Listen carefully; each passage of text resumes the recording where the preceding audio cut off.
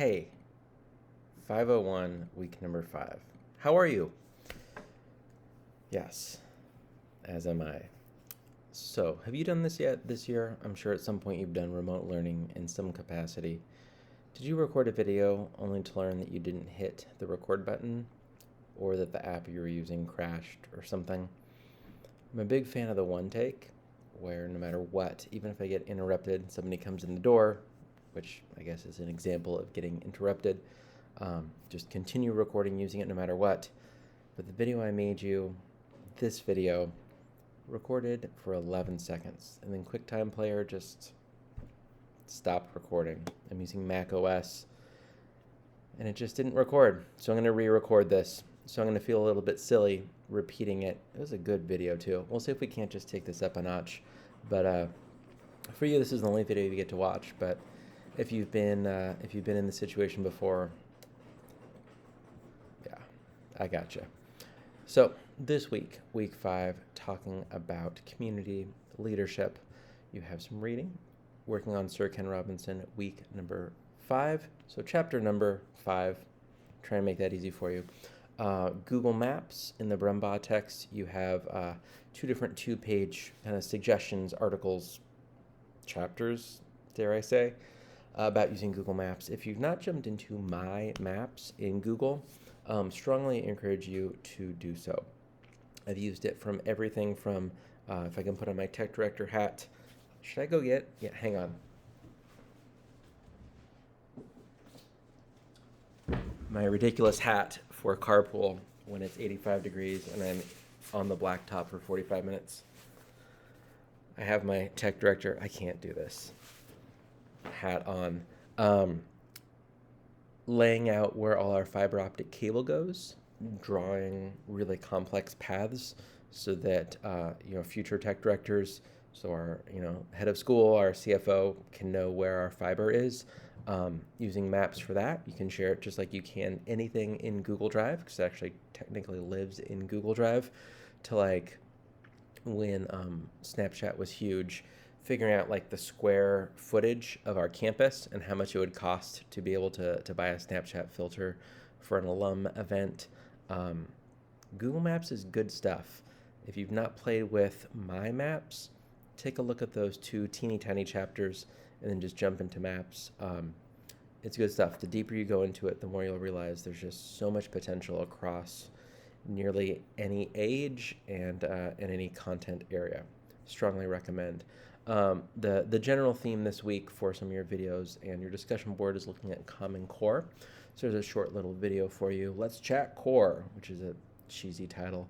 Your discussion board looks at really just a kind of high-level compare and contrast between Common Core standards and the California content standards. If you're in a different state, feel free to either use California or your own state's standards, and then looking at how technology might be integrated with other content areas. So pretty good stuff. A little bit, dare I say, geeky of a discussion board, but good. It's an important one, and hopefully you'll be able to bring in some learnings from the chapter 5 and really chapters 1 through 5 from the Robinson text to give that a little more context. You have an infographic that's due by the end of this week. Hopefully you're feeling pretty prepared for that from your group project from this past week. It's, my goodness, so many nouns. It feels like an order from Starbucks. The necessary conditions for applying technology to a 21st century learning need. So the idea is you come up with a 21st century learning need, then you come up with a technology that's the tool to address that need, and then you have the tool. What are the conditions for applying that tool to address that need? Which is really almost like UDL way of thinking of tech integration. It's definitely more of an admin-y thing if we have our admin hats. I apologize. That joke was not funny. But it's just a video. It's just me talking in an empty room. So anyway, they're not better if we were in a classroom together and I was your instructor in person. Just there's like a collective groan that you're missing right now. Feel free to do that on your own. But that's the idea. You're using an infographic.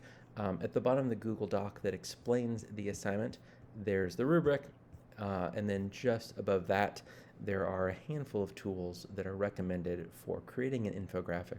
I strongly recommend using Piktochart. In fact, unless you are like passionately devoted to a different tool, please use Piktochart. It will make your life much, much easier when it comes to creating an infographic.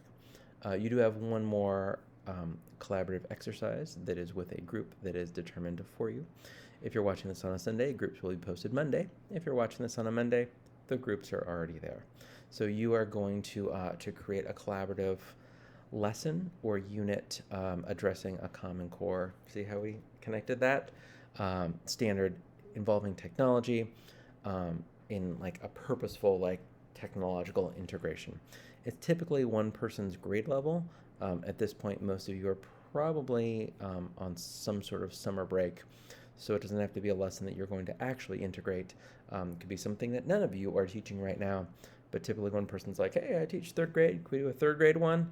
And you're gonna just write a lesson that gives you some, connects to the Common Core standard, applies technology in a thoughtful way. So if you've been trying to dive into an app or a platform like Flipgrid, you're like, I've heard so many amazing things about Flipgrid.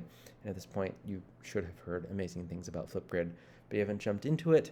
This is that moment to actually dive into it and plan a lesson that you don't have to worry about implementing, because the first time you implement technology, it's not going to go well. And if it does, it's a miracle. If it doesn't, you're just like, let's talk about modeling failure, kids.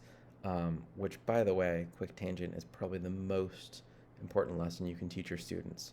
Just always going on the cutting edge of technology, always trying something new, and modeling that risk-taking and modeling when it doesn't work out, because it's not going to work out. And that's okay. That's great. I mean, that's how we learn, right? And so, like, we expect our students to learn all these new scary things all the time. So if we're not doing that, that's a problem. So this will be a chance for you to do that, but you have kind of that safety net of not having to actually teach it. So jump into a new platform that you've been like, someday I'll jump into the thing. And I think that's it for week 5. Yeah. Reach out with any questions as always, and happy week 5, everybody.